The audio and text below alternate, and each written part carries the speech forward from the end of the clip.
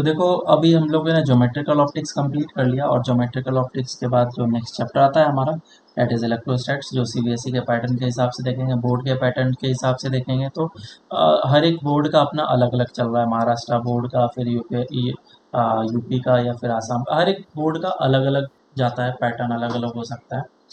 लेकिन जो आईआईटी है वो सीबीएसई को ज़्यादातर तो फॉलो करता है। तो उसमें जो हम लोग पढ़ते हैं इसके बाद ज्योमेट्रिकल ऑप्टिक्स के बाद वो इलेक्ट्रोस्टैटिक्स ही स्टार्ट करते हैं। तो चैप्टर के बारे में जान लेते हैं, उसके बाद फिर हम लोग जान लेते हैं कि इसका क्या वेटेज है जेई में। तो चैप्टर काफ़ी ज़्यादा लेंदी है, डेप्थ में भी है। इलेक्ट्रोस्टैट्स काफ़ी इंपॉर्टेंट चैप्टर है, मतलब कि मान लो कि ये 1 महीने तो कम से कम जाएगा इलेक्ट्रोस्टैट्स, इस तरीके से सोच लो। और बहुत कुछ पढ़ाने के लिए ये ज्योमेट्रिकल ऑप्टिक्स से भी ज़्यादा लेंदी है। सबसे ज़्यादा डिफिकल्ट पोर्शन है इसमें कंडक्टर्स। जब हम लोग कंडक्टर्स पढ़ते हैं तो कंडक्टर्स तक मतलब कि तो सब कुछ धीरे धीरे सही सही चलता है। जब कंडक्टर से स्टार्ट होता है उसके बाद फिर स्टूडेंट का दिमाग घूमना स्टार्ट होता है कि क्या हो रहा है, ये आगे कैसे हम लोग लॉजिक लगाएंगे। और उसके क्वेश्चंस भी टफ आते हैं कंडक्टर्स के, ठीक है। तो इस बात का ध्यान रखें, कंडक्टर्स हम लोग को अच्छे तरीके से करना है, उसकी कुछ प्रॉपर्टीज़ है, प्रॉपर्टीज़ को अच्छे तरीके से याद रखना है। इलेक्ट्रोस्टैट्स में हम लोग ये देखेंगे कि इलेक्ट्रिक फील्ड हर एक शेप एंड साइजेस के कारण से कैसे निकलता है, पोटेंशियल हर एक शेप एंड साइजेस के कारण से कैसे निकलता है, और उसका फॉर्मूला क्या होता है, वो सब चीज़ें हमें देखना है। तो बहुत ही ज़्यादा वास्ट चैप्टर है, डेप्थ में है, और ये काफ़ी ज़्यादा इम्पॉर्टेंट है। अब जानते हैं इसका वेटेज कितना है। वेटेज इसका काफ़ी ज़्यादा है, ज्योमेट्रिकल ऑप्टिक्स का भी वेटेज है तुम्हारे जेई में, और साथ ही साथ इलेक्ट्रोस्टैट के भी वेटेज है। इससे अगर हम एक्सपेक्ट करें तो कम से कम मेंस में तुम्हारे एक क्वेश्चन तो डेफिनेटली, 2 क्वेश्चन तो डेफिनेटली आ सकते हैं, 1 या 2 माना जा सकता है। लेकिन अगर आईआईटी जे एडवांस की बात करें तो एडवांस में तुम्हें इससे 3 क्वेश्चन भी देखने के लिए मिल सकते हैं। ठीक है, 4 क्वेश्चन भी कभी कभी मिल सकता है, कभी कभी 2 भी मिल सकता है। वो डिपेंड करता है कि जेई क्या कर रहा है है ना। वो कभी कभी उसका दिमाग फिरता है तो कुछ भी करता है, आरबीडी से वो पैसेज, 2-2 पैसेज दे देता है, पैराग्राफ दे देता है। तो उस पर डिपेंड करता है कि वो किस तरीके से चीज़ों को डील कर रहा है। लास्ट ईयर ऐसा हुआ कि हिस्ट्री में कभी भी इस तरीके का उसने काम नहीं किया था। उसने 11 से 60% से भी ज़्यादा क्वेश्चंस पूछे, 11th पोर्शन से, और 12th पोर्शन से सिर्फ 40%।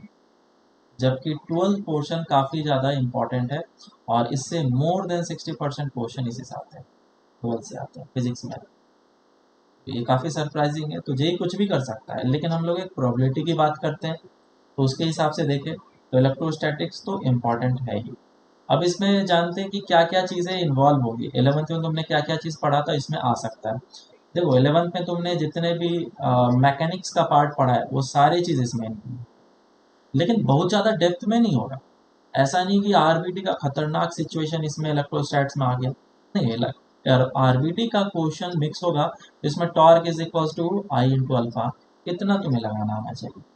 तो 11th के जो भी छोटे छोटे तुमने पार्ट्स पढ़े हैं, तुम्हें फार्मूला वगैरह आता है, तुमने बेसिक क्वेश्चन करे हुए हैं, तो इलेक्ट्रोस्टैट में वो सारे काम आएगा। जैसे फ्लूइड में कुछ कुछ चीज़ें हैं, बायन्सी फोर्स वगैरह लगता है ना। आरबीडी इसमें एनएलएम में है, एमजी फोर्स लगाते हैं, टेंशन लगता है। तो ये सारी चीज़ तुम्हारे इसमें आ सकते हैं। और एसएचएम से भी कुछ कुछ चीज़ें आ जाता है। एसएचएम में जैसे कि ब्लॉक लगा हुआ है स्प्रिंग के साथ, तो इस पर एफ इज इक्वल्स टू के एक्स फोर्स लगता है, और ये जो फोर्स है उसको हम लोग कंपेयर करते हैं ओमेगा स्क्वायर एक्स से। तो ये वाला चीज़ तुम्हारा इलेक्ट्रोस्टैट्स में भी लगेगा। तो इन सभी छोटे छोटे चीज़ों को ध्यान देंगे। लेकिन हाँ, ऐसा नहीं है कि 11th से बहुत ज़्यादा लिंकअप है, तुम्हें अगर 11th नहीं आता है तो तुम बिल्कुल भी क्वेश्चन को नहीं कर पाओगे, ऐसा बिल्कुल नहीं। जैसे ज्योमेट्रिकल ऑप्टिक्स था कि बिल्कुल इंडिपेंडेंट चैप्टर, उसी तरीके से इलेक्ट्रोस्टैट भी एक इंडिपेंडेंट चैप्टर है। तुम इसमें बहुत ही अच्छे तरीके से कॉन्सेप्ट बिल्डअप कर सकते हो, अगर तुम्हें 11th नहीं भी आता है तो इसीलिए टेंशन मत लेना कि तुम्हारा बैकलॉग है पीछे तो तुम्हें समझ में नहीं आएगा, हर एक चीज़ समझ में आएगा, ये बिल्कुल ही नया है। चलो, तो अब स्टार्ट करते हैं। इलेक्ट्रोस्टैटिक्स में सबसे पहले तो हम लोग इसको जानते हैं कि इलेक्ट्रोस्टैटिक्स का मतलब क्या है। इलेक्ट्रो मतलब कि चार्ज, स्टैटिक्स का मतलब है एट रेस्ट। सर बोर्ड में भी फिर इसका इम्पोर्टेंस होगा बहुत। क्या चीज़? बोर्ड में भी हाँ बोर्ड में इसका इम्पोर्टेंस होगा इसमें। हाँ, अगर महाराष्ट्र बोर्ड की बात करें तो उसमें कुछ इलेक्ट्रोस्टैट्स का पोर्शन 11th में दे रखा है और कुछ 12th में दे रखा है। ठीक है, सीबीएसई में पूरा का पूरा इधर दे रखा है। वहाँ इलेक्ट्रिक फील्ड और पोटेंशियल से स्टार्ट होता है चीज़ें। गॉस लॉ वगैरह बहुत इंपॉर्टेंट है इसमें। जेई में कई बार क्वेश्चन पूछा जा चुका है इलेक्ट्रिक फील्ड से, कंडक्टर से।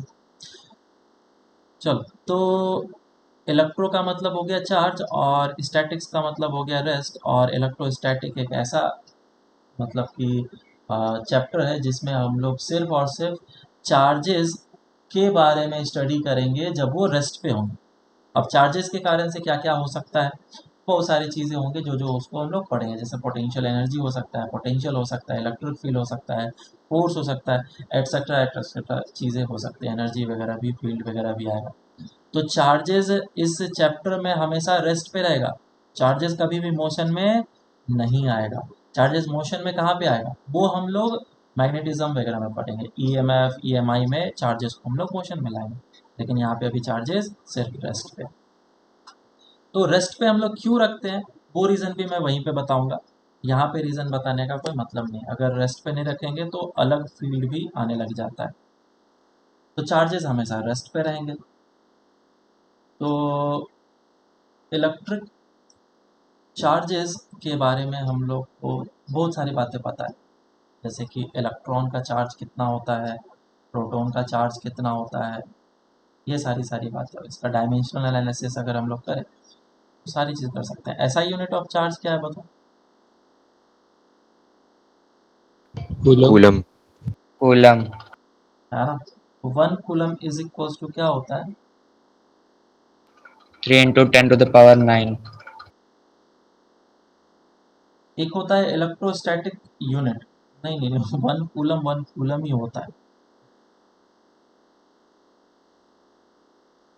आई is equals to Q by T होता है। तो Q is equals to I into T. समझ में आ रहा है क्या? तो इधर से यस सर। इधर से हम लोग चार्ज के डायमेंशन वगैरह को निकालने की कोशिश करें, वो भी यूज़ कर सकते हैं। सीजीएस जो यूनिट होता है वो हमारा ईएसयू होता है।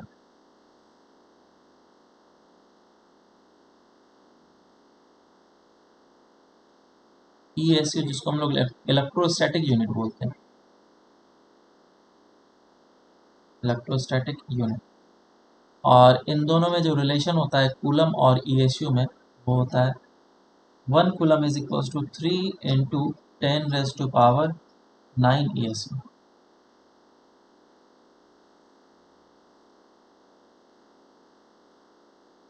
ये होगा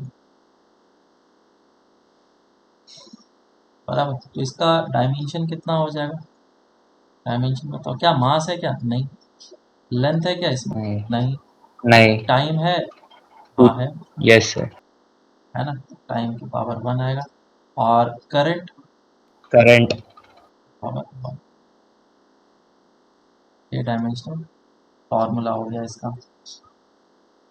अब क्योंकि चार्ज काफ़ी ज़्यादा छोटे अमाउंट में होते हैं तो हम लोग उसको माइक्रो कूलम में मेज़र करना प्रीफर करते हैं। 1 माइक्रो कूलम कितना हो जाएगा? 10⁻⁻⁻6 कूलम। -6। तो ये छोटी छोटी चीज़ें हैं। और क्या है इसमें?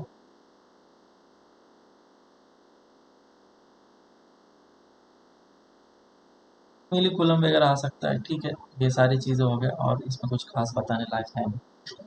चार्ज के प्रॉपर्टीज़ के बारे में हम लोग अब थोड़ा जानते हैं।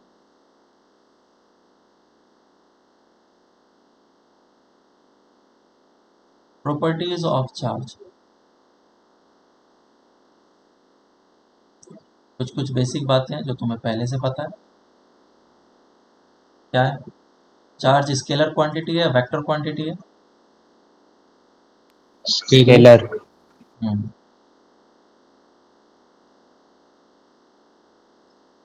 बेसिक सा चीज़ है स्केलर क्वांटिटी। दूसरा, दो तरह के चार्जेस होते हैं, एक पॉजिटिव चार्ज और एक नेगेटिव चार्ज।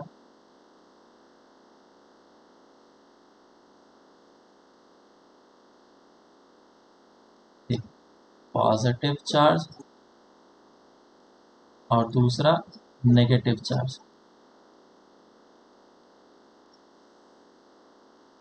और ये पॉजिटिव चार्ज और नेगेटिव चार्ज लगभग लगभग नॉर्थ पोल और साउथ पोल के जैसा है, बराबर। नॉर्थ पोल को हम लोग पॉजिटिव एज्यूम करते हैं और साउथ पोल को हम लोग नेगेटिव एज्यूम करते हैं। जब हम लोग मैग्नेटिज्म पढ़ेंगे तो उसमें इस चीज़ को और ज़्यादा अच्छे तरीके से डेप्थ में जानेंगे। अब इसमें थोड़ी बातें और है कि पॉजिटिव चार्ज और नेगेटिव चार्ज क्या होता है। जब हम लोग मेटल्स की बात करते हैं, किसी भी कंडक्टर पे हम लोग बोलते हैं कि इस पे मैंने पॉजिटिव चार्ज डाल दिया, प्लस क्यू चार्ज डाल दिया, या फिर हम लोग बोलते हैं कि एक कंडक्टर है और उस कंडक्टर के ऊपर मैंने नेगेटिव चार्ज डाल दिया, माइनस क्यू चार्ज डाल दिया। बेसिकली ये बोलना गलत है। कभी भी हम लोग ऐसा नहीं बोल सकते हैं कि इस कंडक्टर के ऊपर हम लोगों ने प्लस क्यू चार्ज डाला,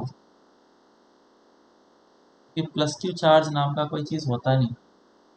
जो भी चीज़ होता है वो इलेक्ट्रॉन होता है, और इलेक्ट्रॉन का फ्लो से ही कोई भी बॉडी पॉजिटिवली चार्ज हो सकता है या फिर नेगेटिवली चार्ज हो सकता है। मेरी बातें ध्यान से समझना, मैं बताना क्या चाह रहा हूँ। अगर कोई भी कंडक्टर है तुम्हारे पास तो वो ऑलवेज तुम्हें न्यूट्रल फॉर्म में मिलता है। न्यूट्रल फॉर्म का मतलब क्या हो गया कि कोई भी एटम है तो एटम के अंदर क्या होगा, न्यूक्लियस, और न्यूक्लियस के चारों ओर इलेक्ट्रॉन्स रिवॉल्व करते रहेंगे। जितने number of protons positive charge, उतने number of electrons negative charge, तो कुल मिलाकर के ये एटम कैसा बन गया। बहुत सही बात है। और ये है हमारे पास एक मेटल, और मेटल के पास होते हैं ढेर सारे फ्री इलेक्ट्रॉन्स। तो फ्री इलेक्ट्रॉन्स हैं तो इसका मतलब ये नहीं कि ये जो कंडक्टर है नेगेटिवली चार्ज है, नहीं, that electron is already been balanced by this nucleus. अरे मेरी बात समझ में आई या नहीं आई, हाँ है सर। ना। आया सर। हाँ, कोई भी मेटल है वो न्यूट्रल ही होता है, लेकिन उसमें फ्री इलेक्ट्रॉन्स होते हैं हमेशा।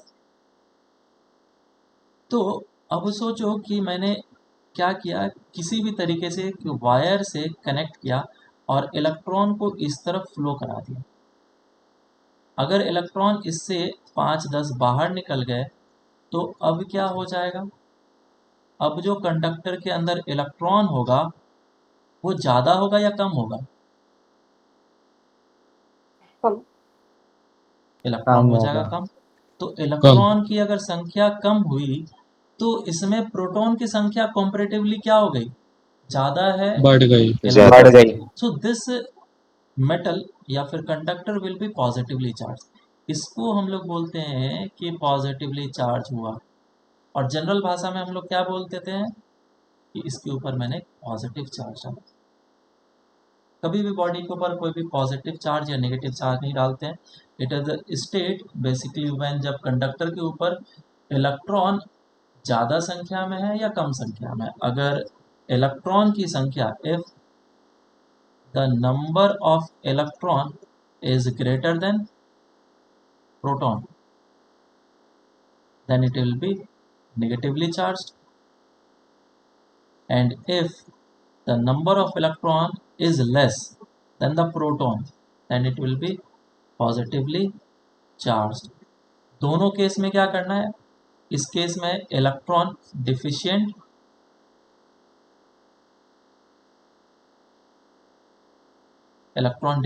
और इस केस में इलेक्ट्रॉन रिच। कहने का मतलब समझ में आया क्या। किसी भी मेटल से सिर्फ तुम इलेक्ट्रॉन निकाल सकते हो या फिर इलेक्ट्रॉन डाल सकते हो, प्रोटॉन नहीं निकाल सकते हैं, बराबर है क्या। तो कोई भी पॉजिटिव चार्ज का फ्लो नहीं होगा, सिर्फ नेगेटिव चार्ज का फ्लो होगा। अगर कोई बोलता भी है तो वो गलत है, बहुत सारे लोग बोल देते हैं। तो हम लोग जनरल वे में बोलेंगे ऐसे, लेकिन ठीक है कि मैंने इसके ऊपर, कंडक्टर के ऊपर पॉजिटिव चार्ज डाल दिया। अगर डाल दिया तो समझ जाना कि मेरा कहने का क्या मतलब था, मैंने उससे इलेक्ट्रॉन को बाहर निकाल दिया ताकि वो कंडक्टर एक पॉजिटिवली चार्ज बॉडी बन जाए। ठीक है, अब आगे चलते हैं। Yes sir. चार्ज का कंजर्वेशन हम लोग कर सकते हैं या नहीं? कर सकते हैं। कर सकते हैं। तो चार्ज इज कंजर्व बोला जा सकता है क्या?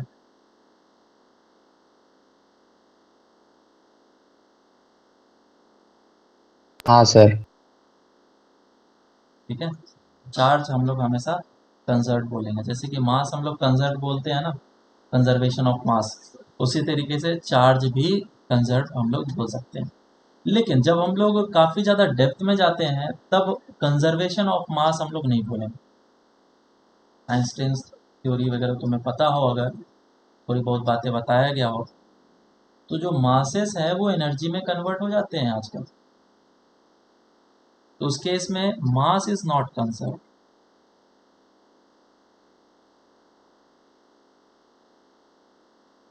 मास का कंजर्वेशन हम लोग नहीं कर सकते, लेकिन चार्ज का कंजर्वेशन कर सकते हैं। और एंटी पार्टिकल्स क्या होते हैं? जिसके पास चार्जेस होते हैं या नहीं होते हैं, मासेस होते हैं नहीं होते हैं, लेकिन वो दोनों जब टक्कर खाते हैं तो प्योर फॉर्म ऑफ एनर्जी में कन्वर्ट हो जाता है। तो सोचो, अगर मास था तो वो टक्कर खाया, टक्कर खाने पे क्या हो गया? प्योर फॉर्म ऑफ एनर्जी में कन्वर्ट हो गया, तो मास तो गायब हो गया ना। लेकिन चार्जेस में क्या होगा कि अगर एक पॉजिटिव चार्ज है और एक नेगेटिव चार्ज है और ये दोनों टक्कर खाया, तो न्यूट्रल तो पहले भी था, टक्कर खाने के बाद प्योर फॉर्म ऑफ एनर्जी में कन्वर्ट हुआ, तो अभी भी न्यूट्रल ही है। ठीक है, तो चार्जेस कैन बी कंसिडर ये हम लोग। और आइसोलेटेड सिस्टम होना चाहिए ऑफ कोर्स। आइसोलेटेड का मतलब ये हो गया कि दूसरे से उसका कनेक्शन नहीं होना चाहिए। ऐसा नहीं कि मैं एक दो पार्टिकल को चिपका रहा हूँ एक वायर के थ्रू और दूसरे से भी इस वायर का कनेक्शन दे रखा है और मैं बोल रहा हूँ कि ये दोनों का चार्ज कंजर्व है, तो ये बोलना गलत हो गया। This system should be isolated. Charge, quantization of charge, बोलो इसके बारे में क्या है? Sir Always a multiple of charge on an electron of proton. Integral multiple. हाँ, कोई कुछ पूछ रहा था?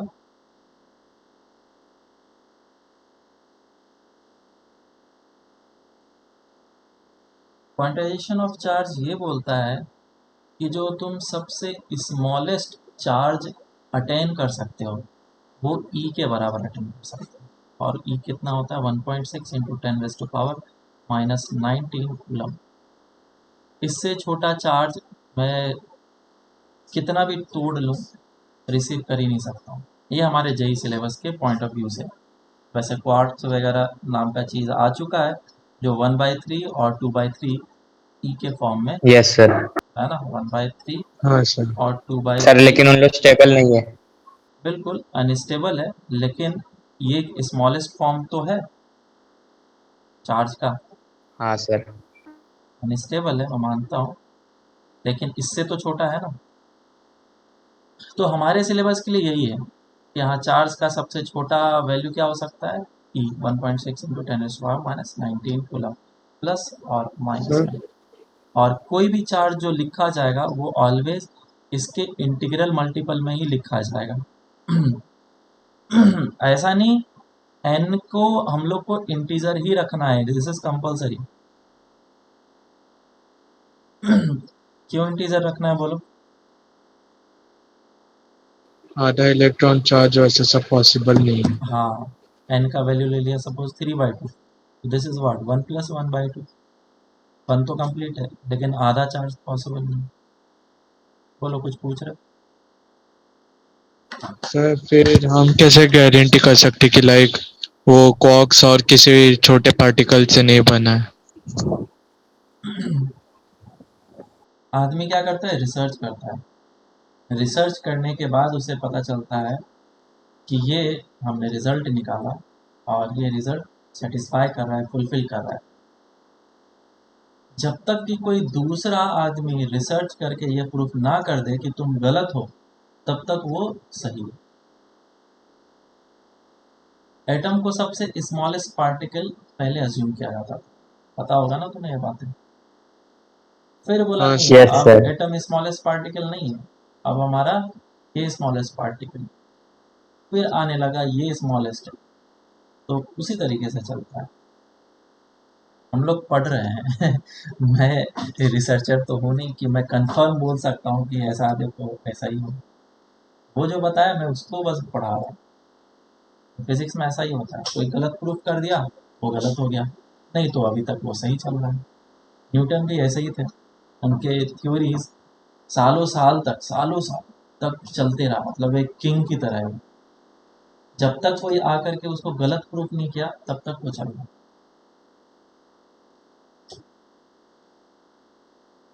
Okay sir.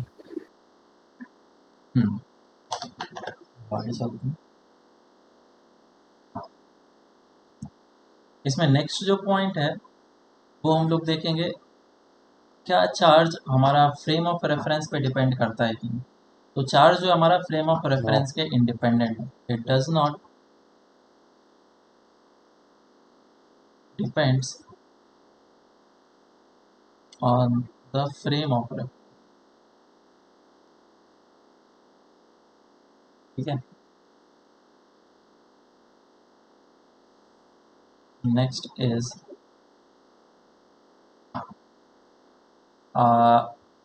एक चीज तो पता ही होगी, पॉजिटिव चार्ज और नेगेटिव चार्ज वो क्या करेंगे, अट्रैक्ट, और पॉजिटिव पॉजिटिव रिपेल करेगा, नेगेटिव नेगेटिव रिपेल। बेकार बातें हैं।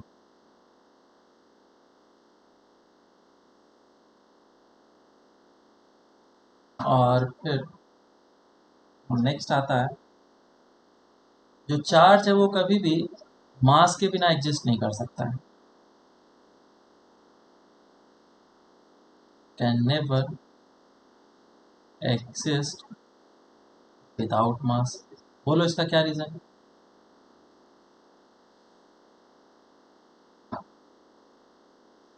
चार्ज होगा तो इलेक्ट्रॉन को होना पड़ेगा, और हाँ, इलेक्ट्रॉन है और उनका तो मास है। मास है, तो ये चीज़ है। तो ये सारे इसके प्रॉपर्टीज वगैरह हैं चार्ज के, और जो चार्ज है वो अपने चारों ओर इलेक्ट्रिक फील्ड क्रिएट करता है। कोई सा भी चार्ज हो, पॉजिटिव चार्ज है या फिर नेगेटिव चार्ज है, produces electric field around it at rest. ठीक है, जब रेस्ट पे है तभी, जब मोशन में आ जाता है तो वो इलेक्ट्रिक फील्ड और मैग्नेटिक फील्ड दोनों प्रोड्यूस करता है। मैक्सवेल थ्योरी है वो हम लोग इलेक्ट्रोस्टैट उसमें मैग्नेटिज्म में जा करके देखेंगे। आप किसी भी बॉडी को किस तरीके से चार्ज कर सकते हैं, क्या क्या तरीका है चार्ज करने का, उसको हम लोग एक एक करके देखेंगे। तो बहुत सारे तरीके हैं चार्ज करने के, उतना कुछ काम का है नहीं।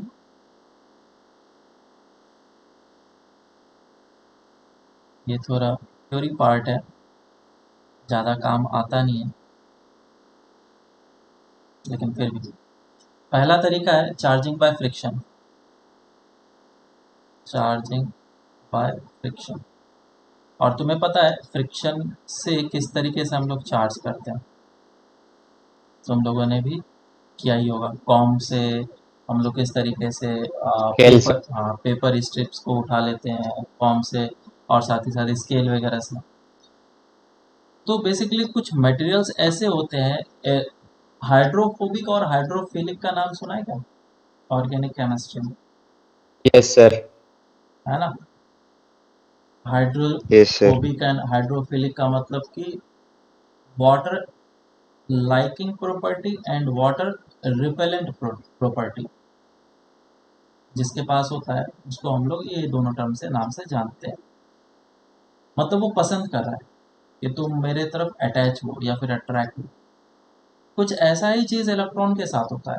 कुछ मटेरियल्स ऐसे होते हैं जो इलेक्ट्रॉन्स को अपने साथ रखने में बहुत ज़्यादा कंफर्टेबल होते हैं, और कुछ मटेरियल्स ऐसे होते हैं जो इलेक्ट्रॉन्स को रिपेल करते रहते हैं हमेशा। तो अगर मैं उन दोनों मटेरियल को एक दूसरे के साथ रब करूं, ये एक मटेरियल है और ये एक मटेरियल है, ये इलेक्ट्रॉन को होल्ड अच्छे तरीके से कर सकता है और ये इलेक्ट्रॉन को होल्ड नहीं करना चाहता है। तो जैसे ही मैं एक दूसरे को रब करूंगा तो एक जरिया मिल गया इलेक्ट्रॉन को इस जगह से इस जगह तक जंप करने का।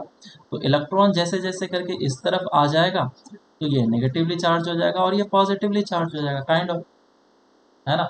और जब ये पॉजिटिवली और नेगेटिवली चार्ज हो जाएंगे तो फिर तुम्हें पता चलेगा कि ये एक दूसरे को अट्रैक्ट भी कर, ये ऐसा ही कुछ होता है। जब फ्रिक्शन में हम लोग एक दूसरे को रगड़ते हैं, इस तरीके से रब करते हैं, तो रबिंग के कारण से क्या होता है, जो इलेक्ट्रॉन है वो जंप कर जाता है दूसरे मटेरियल अंदर। तो जिससे इलेक्ट्रॉन निकला वो पॉजिटिवली चार्ज हो गया, जिसमें चला गया वो नेगेटिवली चार्ज हो गया। और इलेक्ट्रॉन हमारा फ्लो कर सकता है आराम से, तो किसी भी के साथ उसको टच कराओ, वो कुछ इलेक्ट्रॉन उसको भी शेयर कर। ठीक है, तो ये हो गया हमारा चार्जिंग बाय फ्रिक्शन। मतलब कि ये हमारे पास एक बॉडी ए था और ये बॉडी बी था, मैंने इन दोनों को रब किया। पहले क्या थे, दोनों न्यूट्रल, और दोनों को रब किया, और रब करने के कारण से जो बॉडी ए है वो पॉजिटिवली चार्ज हो गया और बॉडी बी जो है वो नेगेटिवली चार्ज हो गया। बेसिक सा कॉन्सेप्ट मैंने बताया। और ये कॉन्सेप्ट जो है चार्जिंग बाय फ्रिक्शन बहुत जगह पे यूज़ किया जाता है। ठीक है, मैं बताऊंगा आगे जा कर के। Next is charging by conduction.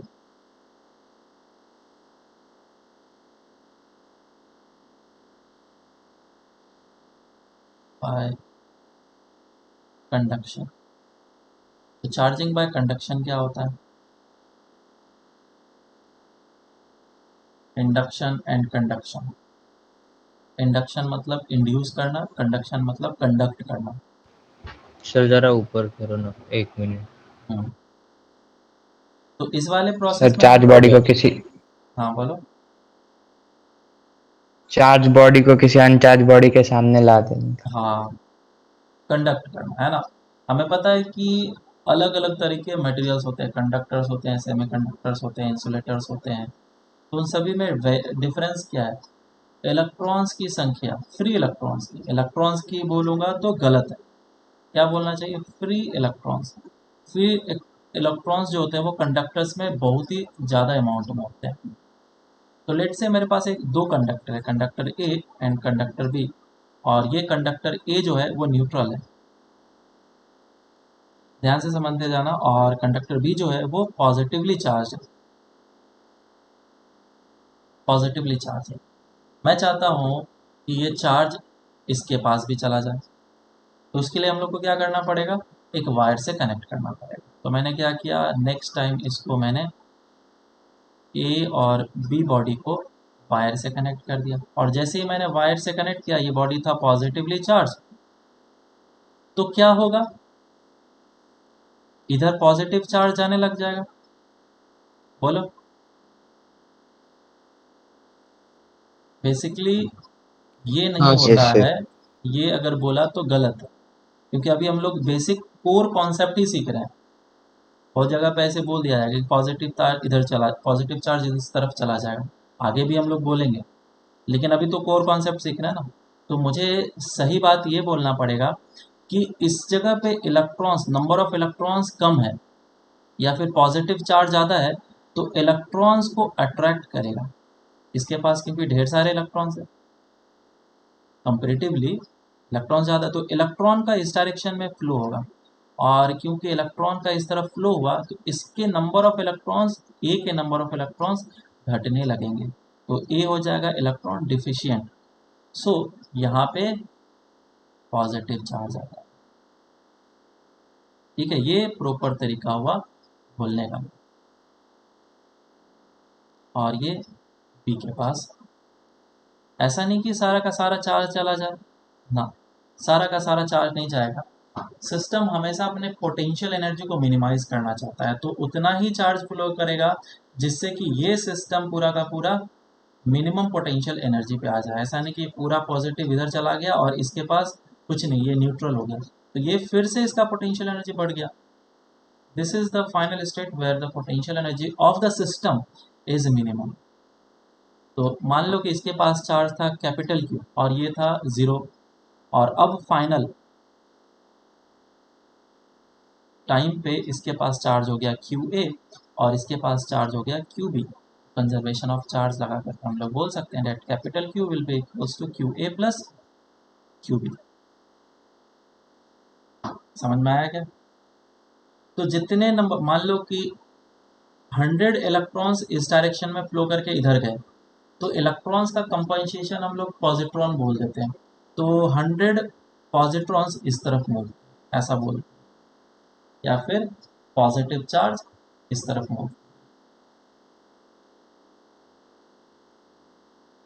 ये हो गया। तो तुमने देखो बॉडी ए को अब पॉजिटिवली चार्ज बना दिया, लेकिन इसमें क्या हो गया, चार्ज को शेयर करना पड़ा तुम्हें, और बॉडी बी जो है उसका चार्ज भी घट गया। अब आगे देखते हैं दूसरा process, charging by induction. Sir Q A equal to Q B होगा क्या? Q A is equals to Q B एक स्पेशल केस है। Q A is equals to Q B तभी होगा only if both are identical. ठीक है, दोनों अगर ओके सर। आइडेंटिकल है तो ये इक्वल हो जाएंगे, रेडियस दोनों का सेम होना चाहिए। Next is charging by induction.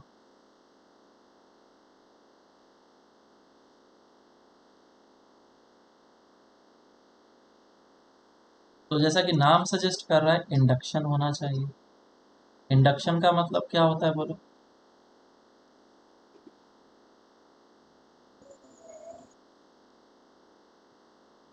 क्या होता है इंडक्शन का मतलब?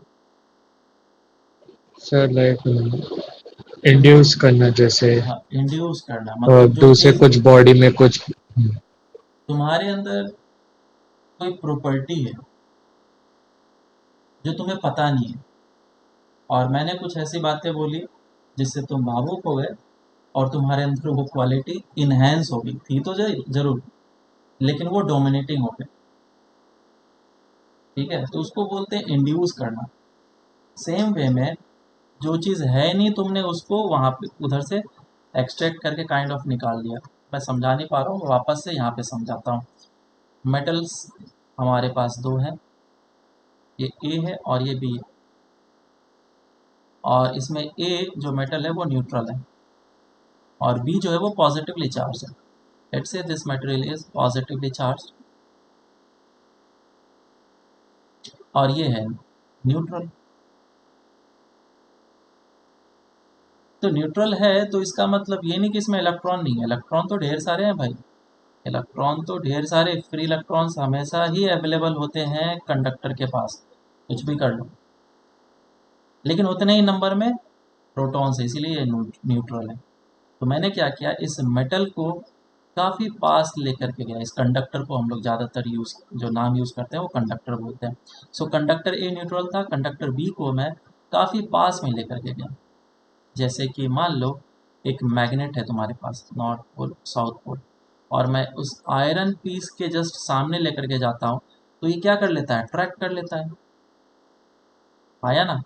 या फिर नॉर्थ पोल और साउथ पोल रखा हुआ है, और इस तरफ साउथ पोल नॉर्थ पोल रखा हुआ है, जैसे मैं पास में लेके जाऊंगा तो ये इसको क्या कर लेगा, अट्रैक्ट कर लेगा। सेम वे में जब मैं इसको काफ़ी ज़्यादा पास लेकर के जाऊंगा तो फ्री इलेक्ट्रॉन्स क्या होंगे, पॉजिटिव चार्ज के इन्फ्लुएंस में आ जाएंगे और वो अट्रैक्ट हो जाएंगे। इधर क्या हो जाएगा, नेगेटिव चार्ज की डेंसिटी बढ़ जाएगी। ठीक है, और इस तरफ क्या हो जाएगा, नेगेटिव चार्ज की डिफिशियंसी हो जाएगी, तो उसको हम लोग पॉजिटिव बोल देते हैं। अभी भी बॉडी कैसा है, न्यूट्रल। अभी तक बॉडी न्यूट्रल है, मैंने कुछ नहीं किया अभी तक। पॉजिटिव चार्ज इसमें अभी भी उतना ही है, ये ए एंड बी। तो ये जो हुआ प्रोसेस, इसको हम लोग इंडक्शन प्रोसेस बोलते हैं। This is what, induction. ठीक है, अब मैंने क्या किया, इसको वायर को कनेक्ट किया अर्थ से। तो अर्थ को हम लोग एक ह्यूज सोर्स ऑफ इलेक्ट्रॉन बोलते हैं। अर्थ क्या है? Huge source of electron. इतना भी सागर से तुम एक बकेट पानी उठा लो, कम होगा क्या? 2 3 4 5 6 उठा लो, कोई फर्क नहीं पड़ता। तो मैंने इसको अर्थ कर दिया। तो अर्थ करने से इस तरफ क्योंकि पॉजिटिवली चार्ज्ड बहुत ज़्यादा थे, तो इधर से इलेक्ट्रॉन खींचने लग जाएगा। अर्थ से क्या हो जाएगा? इलेक्ट्रॉन खींचने लग जाएगा, और ये इलेक्ट्रॉन इस तरफ जाने लग जाएगा। तो तुमने इस न्यूट्रल कंडक्टर में इतने नंबर ऑफ इलेक्ट्रॉन्स डाल दिए, n नंबर ऑफ इलेक्ट्रॉन्स। तो ये ए बॉडी कैसा बन जाएगा अब? Negatively charge. So this body will become negatively charge. और जो बी बॉडी है, इस बी बॉडी को अब तुम दूर लेकर के चले जाओ। पहले क्या करना है? कनेक्ट करना है, और इस बॉडी को यहीं पे रखना है, ताकि वायर को तुम डिस्कनेक्ट कर पाओ। एक बार वायर डिस्कनेक्ट हो जाएगा, उसके बाद ही तुम बी बॉडी को बाहर लेकर के जाना। अब ए बॉडी नेगेटिवली चार्ज हो गया कंप्लीटली, और बी बॉडी पॉजिटिवली चार्ज है ही। समझ में आया क्या? हाँ सर। ठीक है। या फिर एक और तरीका होता है कि मैं इसको अर्थ ना करूं, मैं यहाँ पे इसको अर्थिंग ना करूं। इस वाले स्टेप को मैं दूसरे तरीके से करूं। वो क्या है कि मैंने इस बॉडी को पास में रखा था, ए बॉडी हमारा और बी बॉडी हमारा ऐसा था। बी बॉडी के पास था पॉजिटिव चार्ज, और इसका नेगेटिव आ गया था इंड्यूस होने के बाद, और इधर आ गया था पॉजिटिव। और मैंने क्या कर लिया, एक और बॉडी को पास में लेकर के आया जो कि न्यूट्रल था, सी बॉडी, और इसको मैंने एक वायर से कनेक्ट कर लिया। अब क्योंकि यहाँ पे पॉजिटिवली चार्ज है, तो इलेक्ट्रॉन इस डायरेक्शन में फ्लो करने लगेगा। इलेक्ट्रॉन इधर फ्लो करेगा, तो ये मेरे पास सी बॉडी हो जाएगा, और ये बॉडी हो जाएगा मेरे पास ए। इसके पास नेगेटिव चार्जेस आ जाएंगे, और इसके पास पॉजिटिव चार्जेस आ जाएंगे। और बी बॉडी तो पॉजिटिव चार्ज पहले से आई। मेरी बात समझ में आई क्या?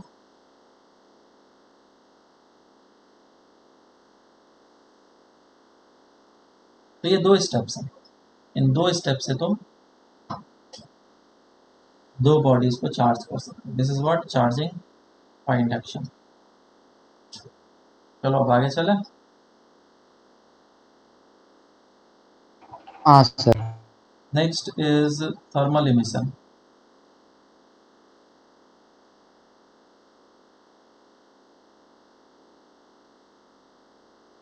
और थर्मल इमिशन क्या है? किसी भी बॉडी को इतना ज़्यादा गर्म करो, थर्मल मतलब हीट, किसी भी बॉडी को इतना ज़्यादा गर्म करो कि उस इलेक्ट्रॉन के पास इतनी ज़्यादा एनर्जी आ जाए, वो खुद ही खुद बाहर निकल जाए। ठीक है, तो इसको हम लोग बोलते हैं थर्मल इमिशन। तो ये इलेक्ट्रॉन्स अगर बाहर निकल जाएंगे, तो ये मेटल कैसा हो जाएगा, बॉडी कैसा हो जाएगा?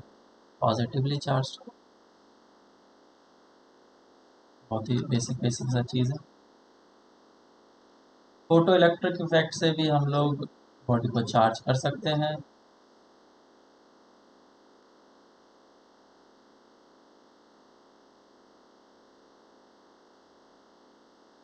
फोटो इलेक्ट्रिक इफेक्ट,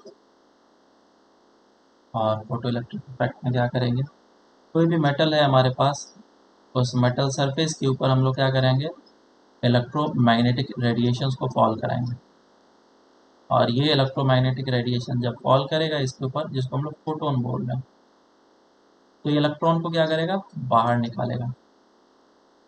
और इलेक्ट्रॉन बाहर निकलेगा, तो ये मेटल जो है वो पॉजिटिवली चार्ज हो जाएगा। बोलो समझ में आया क्या चीज़? हाँ सर। बहुत ही बेसिक सा चीज़। Last one is field emission.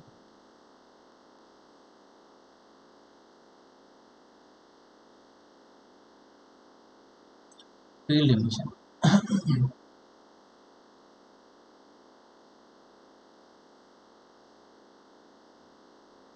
Field emission interesting है, और वो कैसे है? मान लो कि एक मेटल है मेरे पास, और मेटल के अंदर क्या होते हैं? ढेर सारे फ्री इलेक्ट्रॉन्स, और ये फ्री इलेक्ट्रॉन्स है।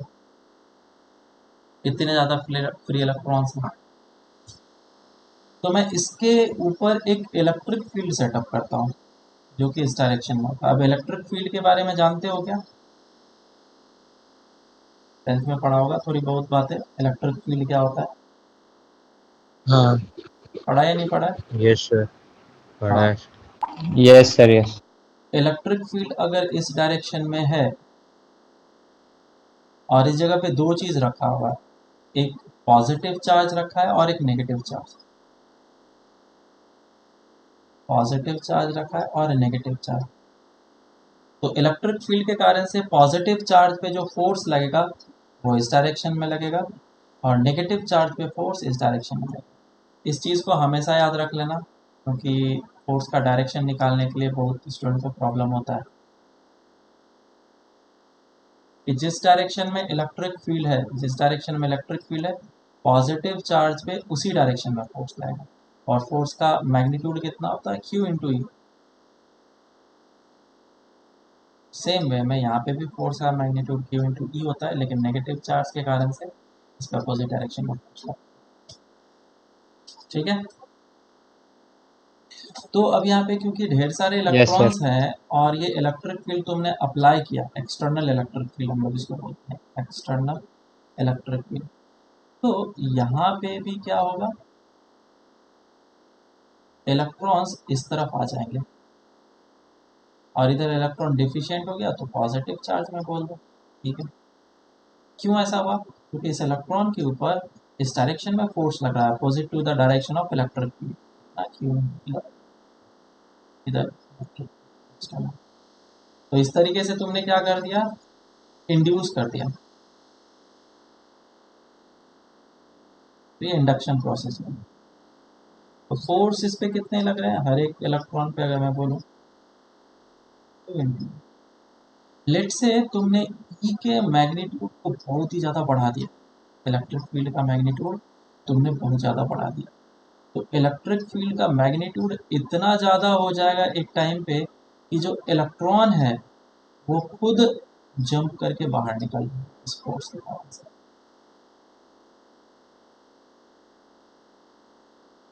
ठीक है क्या? तो इधर से इलेक्ट्रॉन बाहर निकलने लग जाएंगे, and this is what? Field emission. बोलो ये चीज समझ में आया कि नहीं? समझा सर। आ, तुम लोगों ने सुना ही होगा कि अगर घर में बहुत ज़्यादा गैस, गैस होता है, वो लीक कर गया है, फैल गया है, तो उस समय स्विच को ऑन या ऑफ नहीं करना चाहिए। सुना यस सर। है ना? मान लो एक रूम है, उसमें गैस लीक कर गया और पूरा फैल गया, और वहाँ पे एक स्विच है, तो मैं क्या बोला जाता है? अगर लीक कर गया है तो स्विच को ना तो ऑन करें ना तो ऑफ करें। क्यों बोला जाता है? क्या रीज़न होता है? रीज़न तुम्हें पता होगा, क्योंकि स्विच को अगर ऑन या ऑफ करते हैं तो उसमें एक स्पार्क जनरेट होता है। प्रेशर। प्रेशर, स्पार्क, है ना? स्पार्क वही वैसा ही जनरेट होता है जैसा कि तुम्हारे लाइटर में जनरेट होता है, और ये स्पार्क क्या कर देगा? पूरे घर को तहस नहस कर देगा, कोई गैस वहाँ पे। तो ये स्पार्क आया क्यों, और क्या मैं इस स्पार्क को एलिमिनेट कर सकता हूँ क्या? सबसे पहले स्विच का मैकेनिज्म समझते हैं, स्विच क्या होता है। किसी ने स्विच को खोल करके देखा है क्या? हाँ सर। देखा है? उसमें इस तरीके से चीज़ें होती हैं ना, कंस्ट्रक्ट नहीं कर पा रहा हूँ। बेसिकली दो पोल्स होते हैं, इसको जैसे हम लोग ऑन करेंगे तो ये दोनों कनेक्ट हो जाता है ना? ऐसा होता है। तो ये दोनों कनेक्ट हो जाता है, जैसे ये कनेक्ट होता है तो इधर से ये करंट पास होने लग जाता है। अच्छा, कुछ तो ऐसा ही होता है। तो जिस समय ये दोनों चिपक रहे होते हैं, कौन से, ये दोनों यहाँ पे, ये दोनों मेटल्स हैं, ये दोनों जब चिपक रहे होते हैं तो इस जगह पे इलेक्ट्रिक फील्ड का स्ट्रेंथ काफ़ी ज़्यादा मैग्नीट्यूड में बढ़ जाता है, और इतना ज़्यादा बढ़ जाता है कि ये दोनों मेटल्स होने के कारण से इलेक्ट्रॉन जो है वो जंप करते हैं, इलेक्ट्रॉन इस तरीके से बाहर निकलते हैं, और ये इलेक्ट्रॉन जो है वो जंप करके स्ट्राइक करते हैं बहुत ही ज़्यादा मैग्नीट्यूड के साथ, उसकी वेलोसिटी बहुत ज़्यादा होती है, उसके साथ जाकर के वो स्ट्राइक करते हैं। तो ये जो इलेक्ट्रॉन्स निकल रहे हैं फील्ड इमिशन के कारण से, वो स्पार्क होती है। समझ में आया क्या? नहीं आया? ऊपर से क्या? समझा सर, थोड़ा थोड़ा। ये चीज़ और समझ में आएगा कि इलेक्ट्रिक फील्ड का कैसे स्ट्रेंथ ज़्यादा हुआ हम लोग, और इसके बारे में बात। ठीक है, तो ये बहुत ही ज़्यादा मतलब थियोरिटिकल चीज़ें हैं, थोड़ी थोड़ी बातें इसमें पहले से तुम्हें पता होगी और तुम्हें बातें नहीं पता। अब एक इम्पॉर्टेंट नोट है कि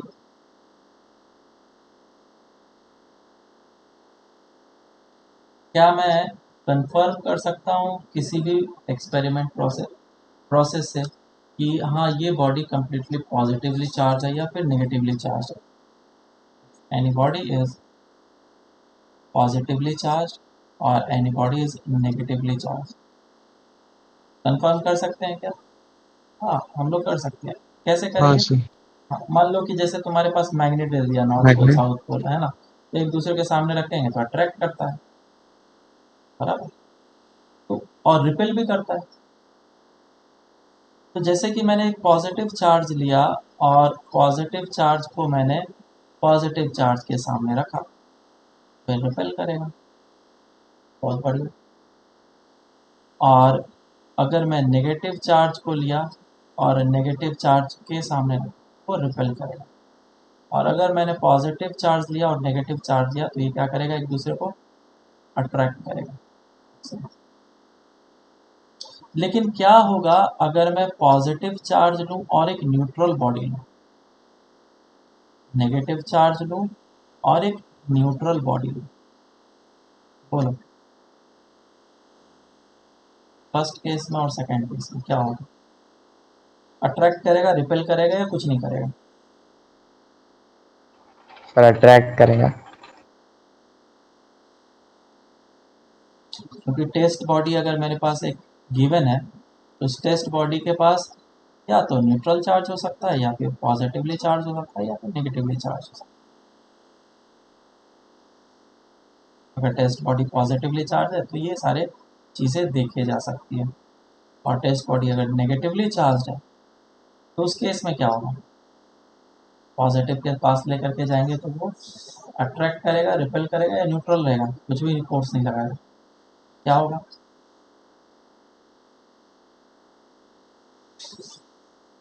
बोथ विल अट्रैक्ट, ये दोनों क्या करेंगे? अट्रैक्ट करेंगे। क्यों अट्रैक्ट कर रहे हैं?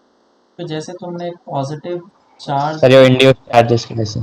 बॉडी लेकर के जाओगे, इस कंडक्टर के अंदर चार्जेस इंड्यूस हो जाएंगे, नेगेटिवली चार्ज इधर आ जाएंगे, पॉजिटिव चार्ज इधर आ जाएंगे, तो ये क्या करेगा?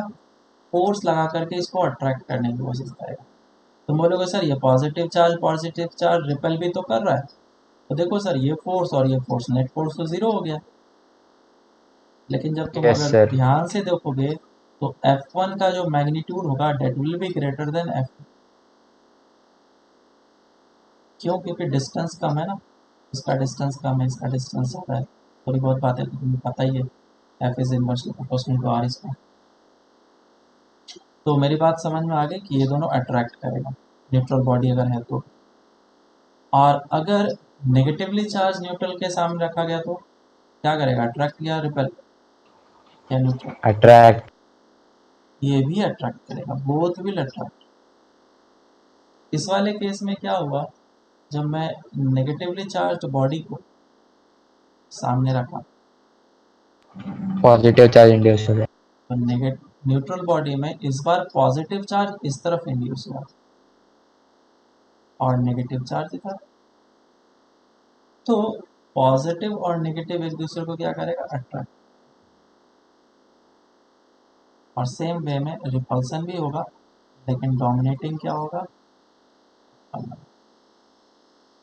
तो न्यूटन्स थर्ड लॉ भी इस पे हम लोग लगाएंगे हमेशा कि जितना फोर्स बॉडी ए पे लग रहा है उतना ही मैग्नीट्यूड में फोर्स बॉडी बी पे लग रहा है। तो इधर से मैं बताना क्या चाह रहा हूँ, बताना ये चाह रहा हूँ कि देखो बॉडी अगर न्यूट्रल है तो भी अट्रैक्ट कर रहा है, बॉडी अगर पॉजिटिवली चार्ज ना नेगेटिव चार्ज हो गया तो भी अट्रैक्ट कर रहा है, बराबर। तो एक रिपल्सन ही एक ऐसा चीज है जिससे कि तुम पता कर सकते हो कि हाँ कोई भी बॉडी चार्ज्ड है या नहीं है, ठीक है क्या। कोई भी बॉडी चार्ज है कि नहीं है वो रिपल्सन ही बता सकता है, अट्रैक्शन नहीं बता सकता।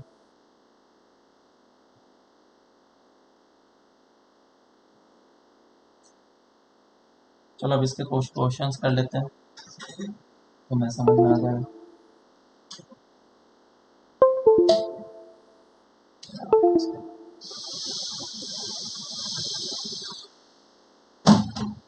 क्वेश्चन ऐसा है कि लेट्स से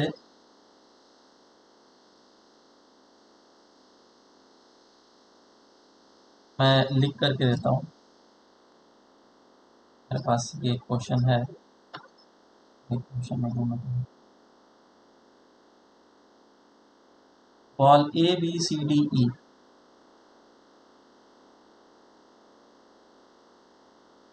एक ही बार में टफ क्वेश्चन मिल रहा है तुम लोग, ठीक है, तो अच्छे तरीके से करना। Are used in an experiment, और बिल्कुल बेसिक अभी जो ऊपर चीज़ें मैंने बताया उस पर बेस्ड है, एनालिटिकल काइंड ऑफ, तुम्हारा आईक्यू कितना है उस पर डिपेंड करता है। सेवरल एक्सपेरिमेंट्स आर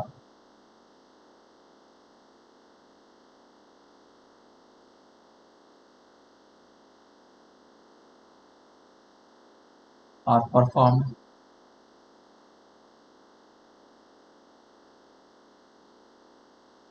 और कुछ ऑब्जर्वेशंस मेड किए गए, उसमें से मैं एक एक करके लिख रहा हूँ। Ball A repels C and attracts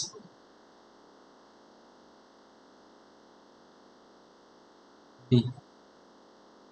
दूसरा जो ऑब्जर्वेशन था वो ये माना गया, ball D attracts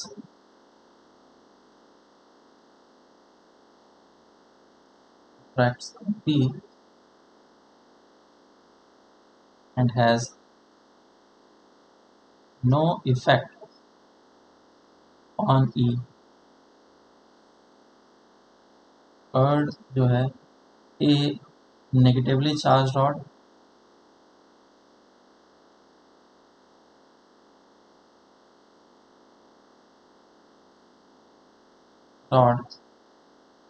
attracts both A and E।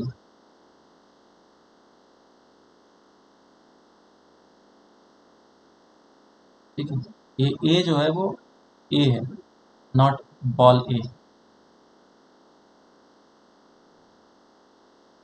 तो अगर ऐसा दिया गया है तो तुम्हें बताना है कि बोलो ए बी सी डी ई क्या है, उसके चार्जेस क्या, ऑप्शंस दे रखे हैं। A option A ball, B ball, C D and E, positive, negative, positive, neutral and positive. B जो ऑप्शन दिया हुआ है positive, negative, positive, positive, neutral. C option दिया हुआ है positive, negative, positive, neutral and neutral. And D option दे रखा है नेगेटिव, पॉजिटिव, नेगेटिव, नेगेटिव।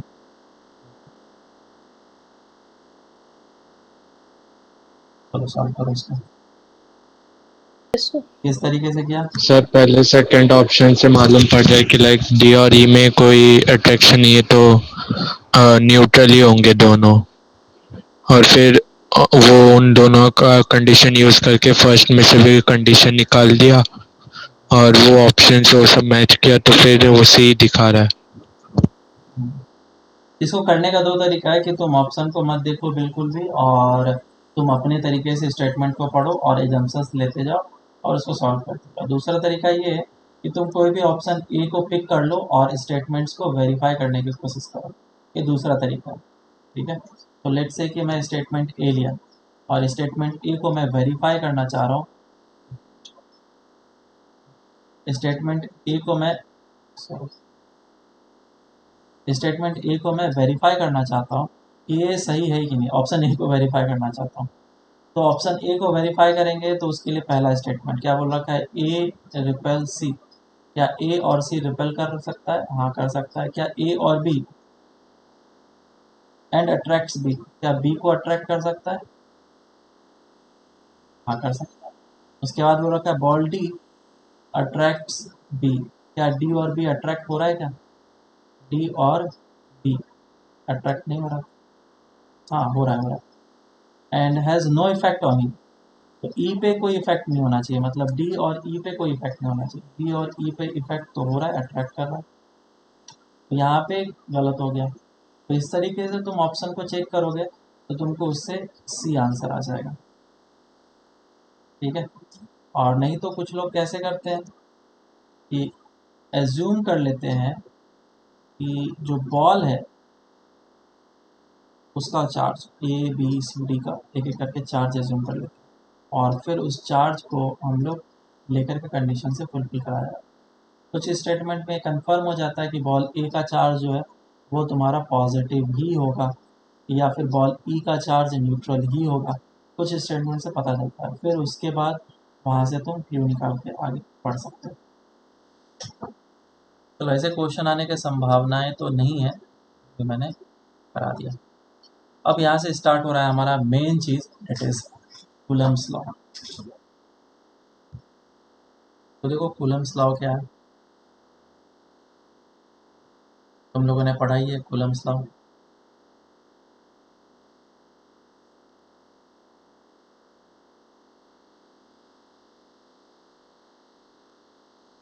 ये है लॉ, क्या? मतलब कि इसका कोई डेरिवेशन नहीं है, कोई प्रूफ नहीं है, बस ऐसा ऑब्जर्वेशन एक्सपेरिमेंट किया गया और इससे ये बात पता चला कि ये जो फॉर्मूला निकल करके आया वो सेटिस्फाई करता है हमेशा कोई भी केस की।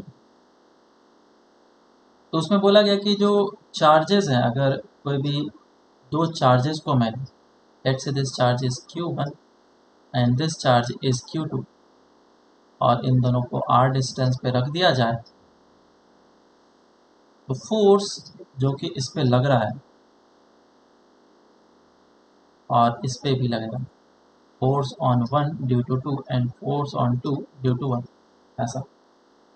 ये जो फोर्स लग रहा है, this force is directly proportional to the charge Q1 and charge Q, multiplication of charge Q1, and this force is also inversely proportional to the square of the distance between them। और जब इन दोनों को club किया गया, force का formula क्या निकल के आता है? K Q1 Q2 by R square. मुझे यही फॉर्मूले को याद रखना है, फिजिकल्स टू K Q1 Q2 by R square. दूसरी जगह पे दूसरे फॉर्म में भी इक्वेशन को लिखते हैं, कैसे करके लिखते हैं? वो वेक्टर फॉर्म में लिखेंगे, this force on 1 due to 2 is equals to K Q1 Q2 by R square, तो होगा ही होगा, लेकिन अब इसमें डायरेक्शन भी देना है। तो ये जो डायरेक्शन है इसको अगर मैं आर डैश बोल दूँ, आर डैश बोल दूँ, तो आर डैश का जो मैग्नीट्यूड है डेट इज आर, है ना। तो इसमें मुझे डायरेक्शन देना पड़ेगा और डायरेक्शन के लिए हम लोग ऑलवेज क्या प्रेफर करते हैं? यूनिट, ठीक है। तो force on 1 due to 2 will be equals to k q1 q2 by r square और साथ ही साथ r dash vector divided by r ये लिखा जाता है, जिसको हम लोग r कैप भी बोलते हैं, यूनिट वेक्टर r कैप भी बोलते हैं। और फोर्स ऑन 2 ड्यू टू 1 उसको हम लोग इस तरीके से लिखेंगे minus k q1 q2 by r square और r डैश। तो यहाँ से हमें ये पता चलता है कि force on 1 due to 2 is equals to force on 2 due to 1 negative side में, लेकिन दोनों का मैग्नीट्यूड क्या है, इक्वल है। तो इसमें न्यूटन्स थर्ड लॉ वैलिड है कि नहीं, इक्वल एंड अपोजिट चार्जेस हैं तो जो फोर्सेस लगेंगे वो equal in magnitude opposite in direction भी होगा। चार्जेस हमारा इक्वल मैग्नीट्यूड हो भी सकता है, नहीं भी हो सकता है, चार्जेस पॉजिटिव भी हो सकते हैं, नहीं भी हो सकते हैं, कोई सा भी केस है। जब मीडियम आएगा तो उसमें भी मैं एक बार इसके बारे में बताऊंगा कि ये थर्ड लॉ उस समय कैसे है। ठीक है, ये मैग्नीट्यूड में हो गए बातें। अब इसके बारे में और हम लोग जानते हैं कि किस किस तरीके से जो एफ है वो अफेक्ट होता है, कूलम्स फोर्स। ये जो हम लोग फोर्स लिख रहे हैं ये केवल वैलिड है पॉइंट चार्जेस के लिए। This formula is valid only for point charges.